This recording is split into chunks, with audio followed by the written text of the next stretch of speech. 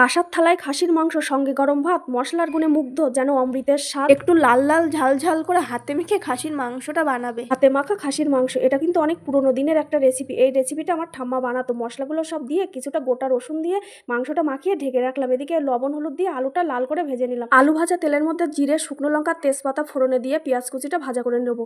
এবার দেবো থেতো করা রসুনটা দিয়ে একটু লাল হয়ে গেলে মশলা মাখানো মাংসটা দিয়ে দেবো।